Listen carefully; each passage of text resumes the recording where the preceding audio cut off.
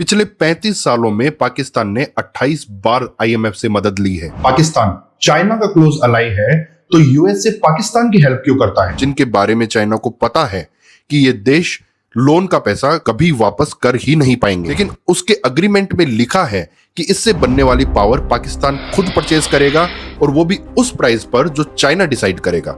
हाल ही में पाकिस्तान ने India Pakistan conflict के दौरान लड़ाई लड़ने के लिए आईएमएफ से $3 बिलियन का लोन लिया है। A certain chunk of this money will be used to wage war against India. This money is almost like bankrolling Pakistan for waging war on behalf of terrorism. तो क्या IMF की member countries को ये पता नहीं कि ये loan इस्तेमाल किस चीज के लिए होगा? मजे की बात तो ये है कि इस लोन की अप्रूवल के पीछे चाइना नहीं है। तो कौन सी वो कंट्री है जो पाकिस्तान को सपोर्ट कर रही है आईएमएफ के लोन ग्रांट के लिए? ये जानना काफी इंटरेस्टिंग है, लेकिन इस चीज पर जाने से पहले हम ये समझते हैं कि आईएमएफ आखिर चीज क्या है और ये आखिर काम कैसे करता है।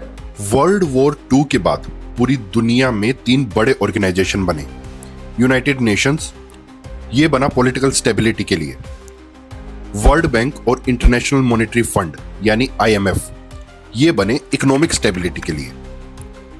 आईएमएफ उन कंट्रीज की हेल्प करता है जो इस वक्त ट्रबल में है, जैसे कि उनकी करेंसी की वैल्यू काफी डाउन चली गई है या उनकी इकोनॉमी ही कोलैप्स कर गई है और उनको बाकी कहीं से पैसा नहीं मिल रहा।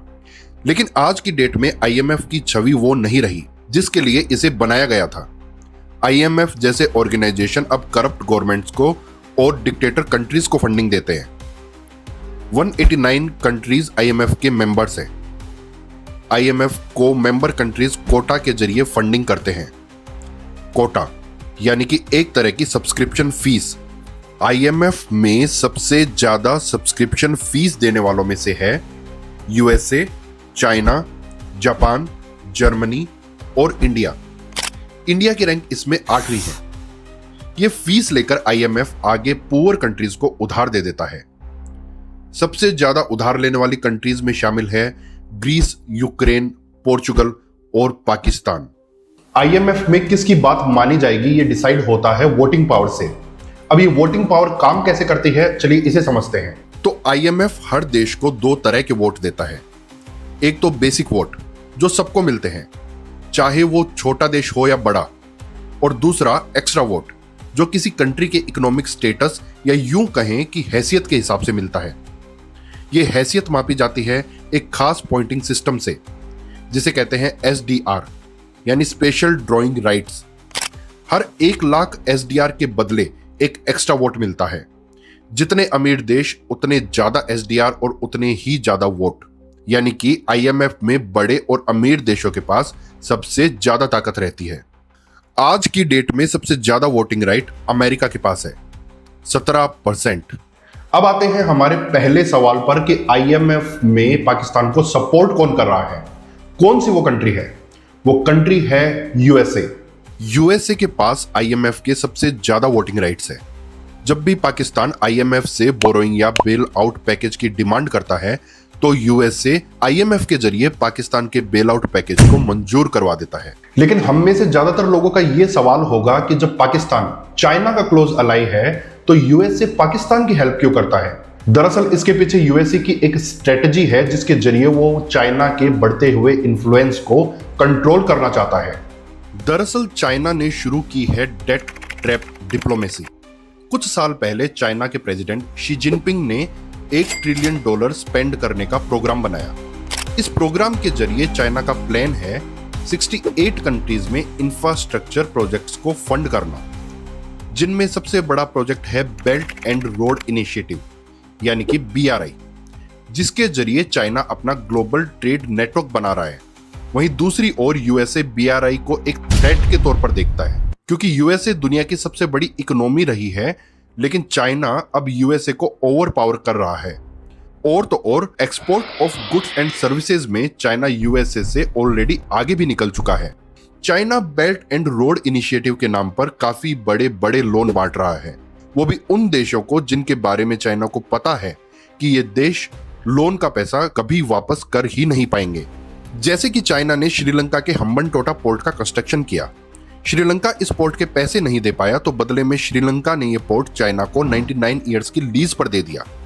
चाइना को पहले से पता था कि ये पैसा वापस नहीं आने वाला, लेकिन इस पोर्ट की लीज मिलना ही चाइना की स्ट्रेटजी का एक पार्ट है, क्योंकि ये पोर्ट चाइना के स्ट्रेटेजिक मैरीटाइम ट्रेड रूट का एक स्टेशन है।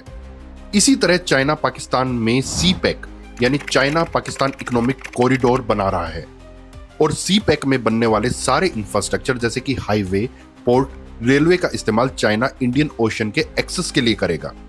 ठीक इसी तरह चाइना पाकिस्तान में हाइड्रो, विंड और कोल पावर प्रोजेक्ट्स भी बना रहा है, लेकिन उसके अग्रीमेंट में लिखा है कि इससे बनने वाली पावर पाकिस्तान खुद परचेज करेगा, और वो भी उस प्राइस पर जो चाइना डिसाइड करेगा, और इस तरह से चाइना का अपना पैसा और प्रॉफिट दोनों रिकवर होगा।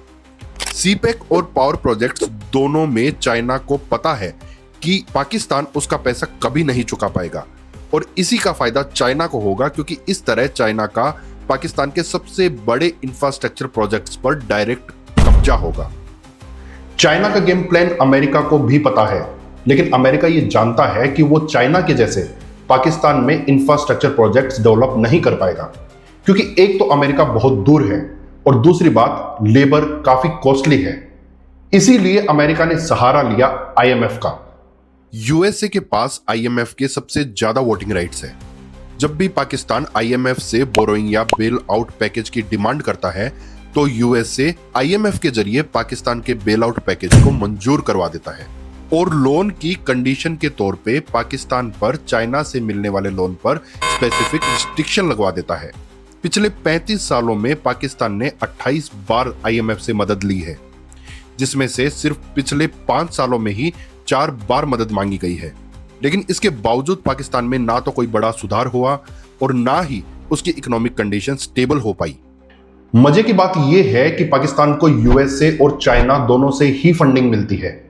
एक तरफ पाकिस्तान को खर्च करने के लिए जो पैसे चाहिए वो उसे IMF के जरिए इनडायरेक्टली यूएसए से मिल जाते हैं, और पाकिस्तान के इंफ्रास्ट्रक्चर प्रोजेक्ट सारे चाइना से फंडेड हैं।